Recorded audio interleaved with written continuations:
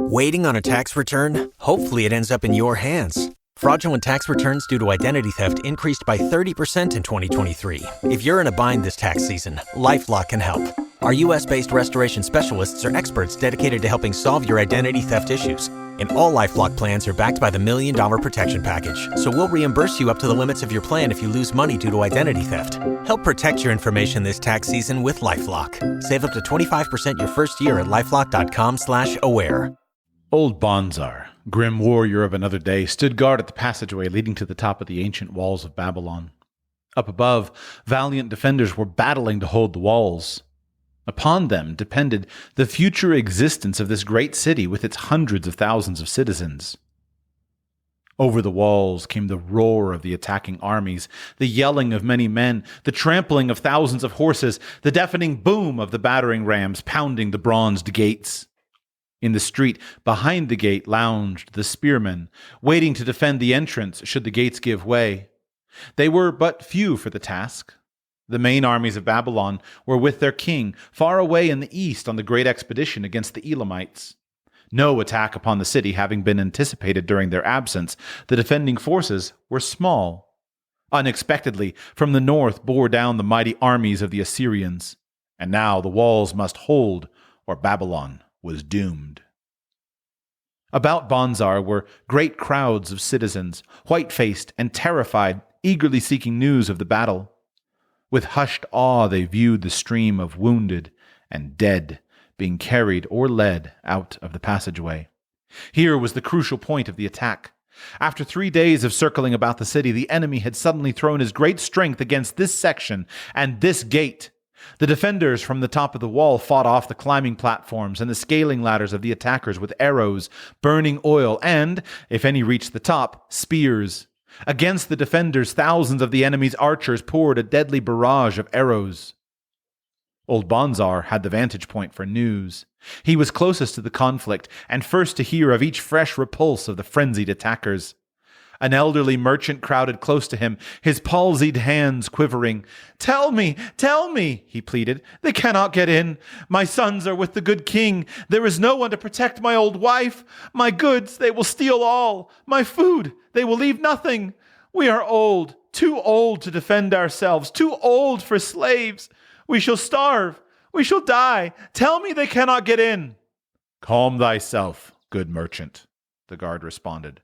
The walls of Babylon are strong. Go back to the bazaar and tell your wife that the walls will protect you and all of your possessions as safely as they protect the rich treasures of the king. Keep close to the walls, lest the arrows flying over strike you. A woman with a babe in arms took the old man's place as he withdrew. Sergeant, what news from the top? Tell me truly that I may reassure my poor husband. He lies with fever from his terrible wounds, yet insists upon his armor and his spear to protect me, who am with child. Terrible, he says, will be the vengeful lust of our enemies, should they break in. Be thou of good heart, thou mother that is, and is again to be. The walls of Babylon will protect you and your babes. They are high and strong. Hear ye not the yells of our valiant defenders as they empty the cauldrons of burning oil upon the ladder scalers? Yes, that do I hear, and also the roar of the battering rams that do hammer at our gates. Back to thy husband. Tell him the gates are strong and withstand the rams. Also, that the scalers climb the walls but to receive the waiting spear thrust.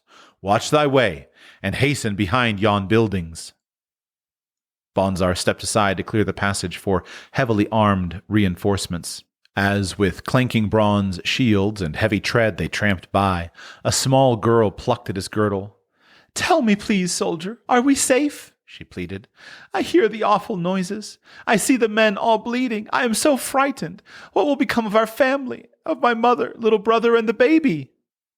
The grim old campaigner blinked his eyes and thrust forward his chin as he beheld the child. Be not afraid, little one, he reassured her. The walls of Babylon will protect you and mother and little brother and the baby. It was for the safety of such as you that the good Queen Semiramis built them over 100 years ago. Never have they been broken through. Go back and tell your mother and little brother and the baby that the walls of Babylon will protect them, and they need have no fear. Day after day, old Banzar stood at his post and watched the reinforcements file up the passageway, there to stay and fight until wounded or dead they came down once more. Around him, unceasingly crowded the throngs of frightened citizens, eagerly seeking to learn if the walls would hold. To all he gave his answer with the fine dignity of an old soldier: "The walls of Babylon will protect you."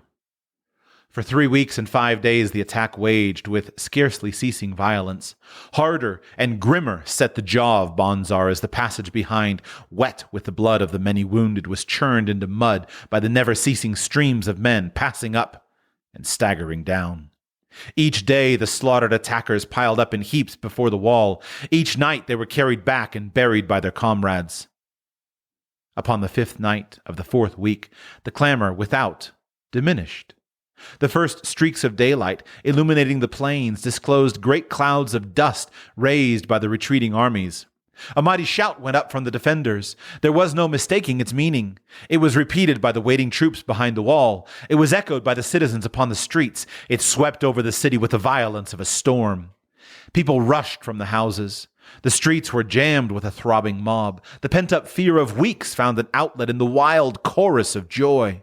From the top of the high tower of the Temple of Bel burst forth the flames of victory. Skyward floated the column of blue smoke to carry the message far and wide. The walls of Babylon had once again repulsed a mighty and vicious foe, determined to loot her rich treasures and to ravish and enslave her citizens. Babylon endured century after century because it was fully protected. Could not afford to be otherwise. The walls of Babylon were an outstanding example of man's need and desire for protection. This desire is inherent in the human race. It is just as strong today as it ever was, but we have developed broader and better plans to accomplish the same purpose. In this day, behind the impregnable walls of insurance, savings accounts, and dependable investments, we can guard ourselves against the unexpected tragedies that may enter any door and seat themselves before any fireside. We cannot afford to be without adequate protection.